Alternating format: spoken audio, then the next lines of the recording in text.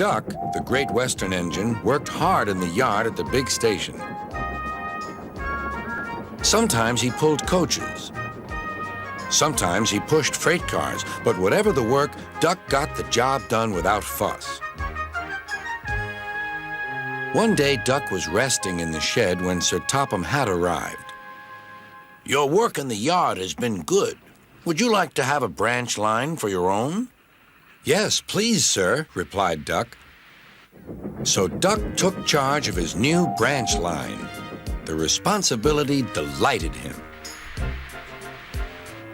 The line runs along the coast by sandy beaches till it meets a port where big ships come in. Duck enjoyed exploring every curve and corner of the line. Sea breezes swirled his smoke high into the air, and his green paint glistened in the sunlight. "This is just like being on holiday," he puffed. "Well, you know what they say," laughed his driver. "A change is as good as a rest." Soon, Duck was busier than ever.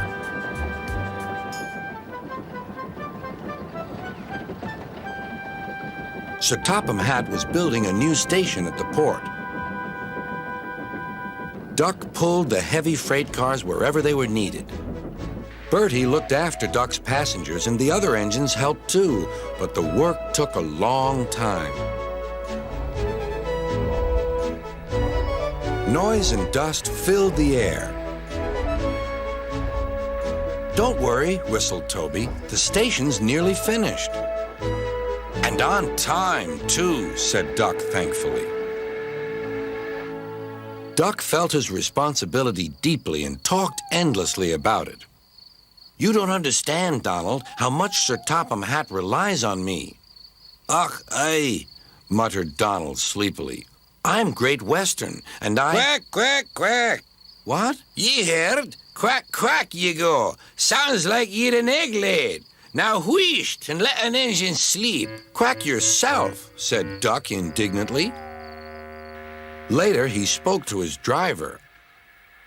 "Donald says I quack, as if I'd laid an egg."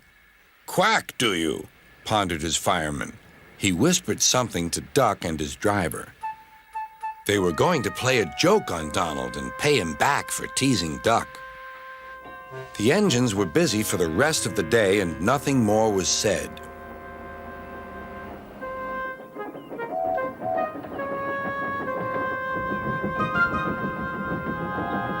Not even a quack. But when at last Donald was asleep, Duck's driver and fireman popped something into his water tank.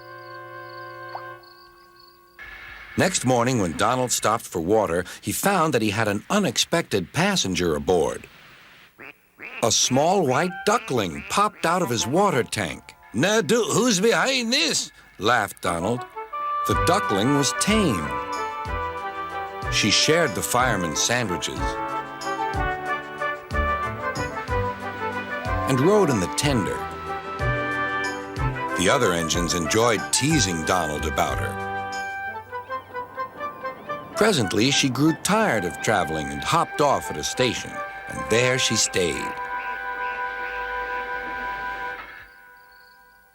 That night, Donald's driver and fireman got busy, and in the morning, when Duck's crew arrived to look him over, they laughed and laughed.